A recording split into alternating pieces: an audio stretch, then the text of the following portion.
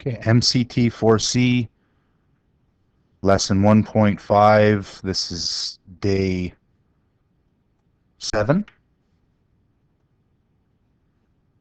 Day 7.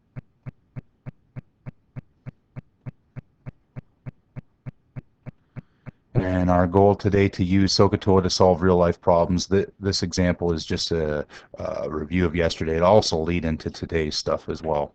We see in this diagram we've got a non-right triangle or two right triangles smashed together, and we want to find x. Notice we can't find x right away because in this side triangle we don't have a side. What we're going to do is we're going to use this little triangle to find the height of the triangle, and then that'll give us a side in the bigger side triangle to find x. First of all, we see this measure 2 feet 8 inches, which is hard to use, so we're going to change that to inches. All right, 2 feet is 24 inches, so this side altogether 24 inches plus 8, 32 inches altogether. And then now I'm going to find the height. So in this triangle, that's the opposite side, and the hypotenuse is the 32 inches.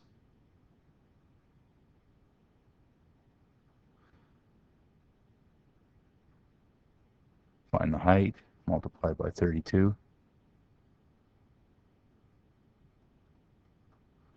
Pound that into a calculator, and you get 28.5. So that's 28.5. That's not what we wanted. We want to get x, so this is a two-step question. Now in the side triangle we see 28 degrees is opposite to the value we just found, and x is the hypotenuse, so another sign.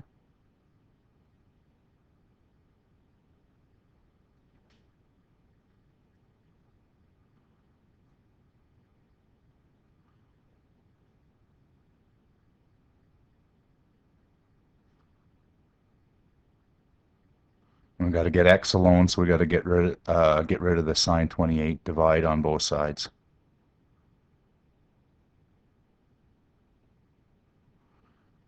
.5 divided by sine 28 in a calculator is about 60.7 inches, and we could change that to feet, but I don't really care, so we're just going to leave it right there. The second one was more like what we've been doing a few days ago with solving trig equations. This idea of from 0 to 360 there are two answers, right? And that's because of this business. It's been a little while since we talked about that, I suppose. This sort of deal. We remember the cast rule,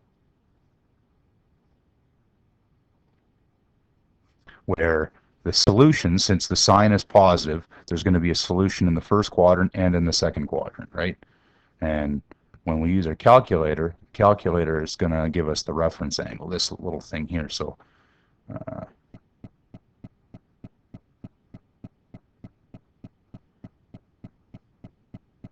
call that my first solution, theta 1. And this is my second solution, theta 2. Where this, I jam into my calculator.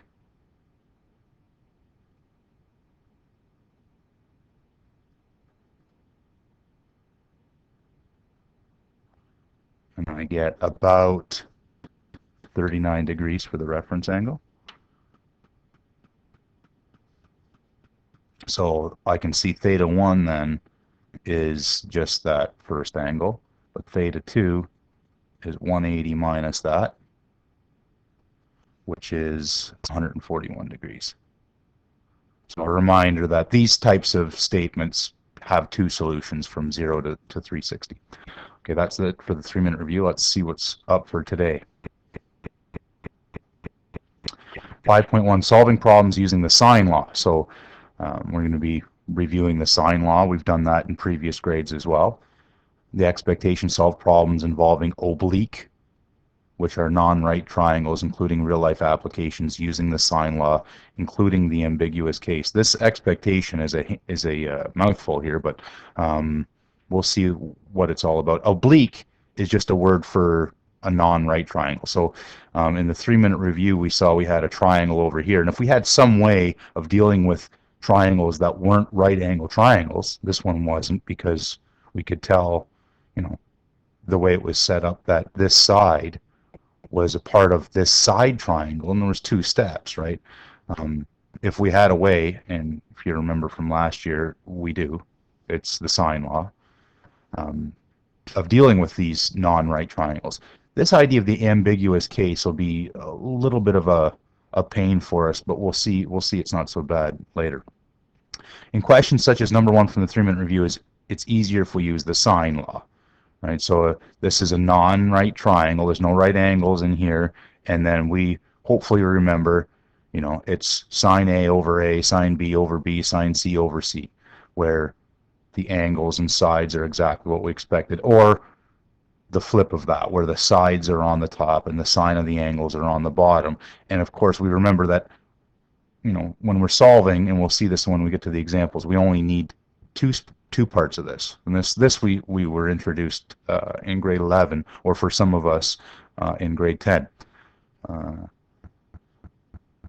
going to show you where this comes from. And essentially, it comes from exactly the type of problem that we saw in the 3-minute review. So we're pretending that we have 3 of these 4 things, and we want to find the 4th, but it doesn't really matter. The connection is this, the height of this triangle. I'm going to call that h. Right? Then I can set up a trig ratio for each of these side right triangles. So the height is the opposite side of angle A. So I can write sine of A is equal to h over b. Right? And then I'm just going to get h alone for a reason you'll see in a second. And then in this side triangle, same thing.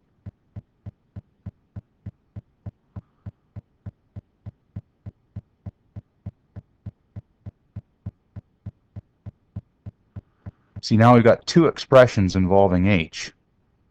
I can set them equal to each other. You can think of it as substitution, or however you'd like to think of it.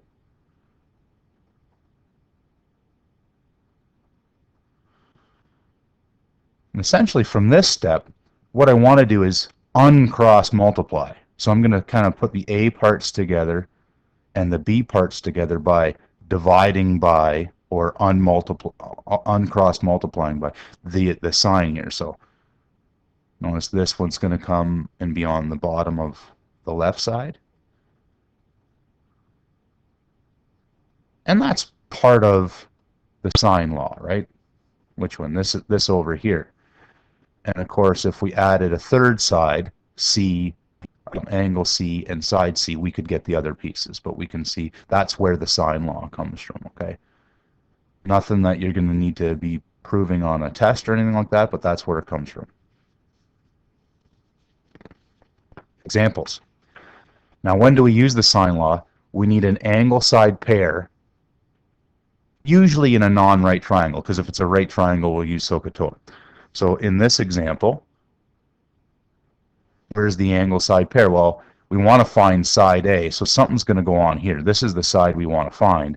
And we see we've got side C over here, but we don't have angle C, so there's no angle side pair for the C's. But for the B's, there is.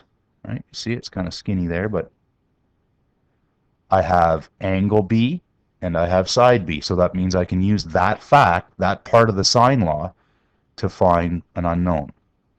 I always like writing down whatever I need to find first. Right? I need to find a side, so I'm going to write down side A and then write down the part of the sine law that I need to find. Right? That's what I want to find. I wrote it down first, and that's why I used kind of this version of this version of the sine law instead of this version, although it doesn't really matter. My unknown's on the top, so that's what I wanted to do. And I'm just going to fill them in. A is my unknown that I want to find. Angle A is 140. Side B is 24 units over the sine of 15. And we really kind of lean on our calculator here. And I could cross multiply. You see, if I multiply by sine 15 over here, I'm going to have to divide by it anyway. So I'll maybe show you that step this time because I always leave it out. So in here, I've skipped this step. Essentially the cross multiply step, where this is just a number on your calculator.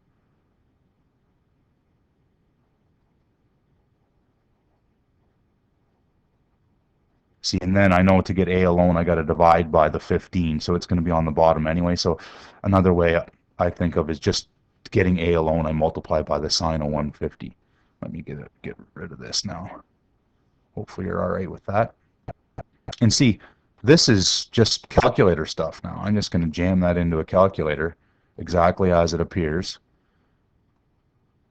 24 times sine 140 divided by the sine of 15 is about 59.6. We don't know what the units are, centimeters, millimeters, inches, doesn't matter. And notice that kind of makes sense here. This angle's a lot bigger than the other two angles, and it's across from a side, 59. That's a lot bigger than these other two sides. So this kind of makes sense. All right, next, in side B, angle B we want to find. Question B, we want to find this angle here. And do we have an angle side pair in this triangle? Absolutely, so that means we can use the sine law. And I'm going to put my unknown that I need to find on the top.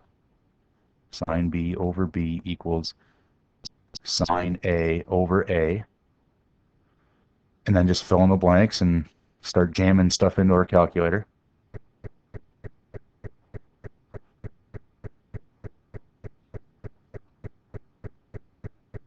Sine 50 over 4.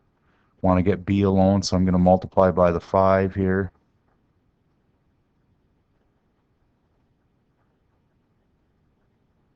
Got to be a little bit careful when we put this into a calculator. 5 times the sine of 50 divided by 4 equals about 0.9576. And then I put that into a calculator. And I get about 73 degrees. Now, a little bit of foreshadowing here, and we'll talk about this very soon. This type of line, sine B equals point, this is what we were worrying about on the 3-minute review number 2, right? Where it had, those types of things had 2 solutions, didn't they? One in the first quadrant because the sine was positive there, and one in the second quadrant. Now, notice we're not really worried about that second solution because 73 degrees, B is 73 degrees. It can't be in the second quadrant because it's not an obtuse angle. It looks like an acute angle, so we're pretty satisfied with this being an acute angle, 73 degrees. And we're done. Now, I'm going to stop there and go on to a second video in a minute.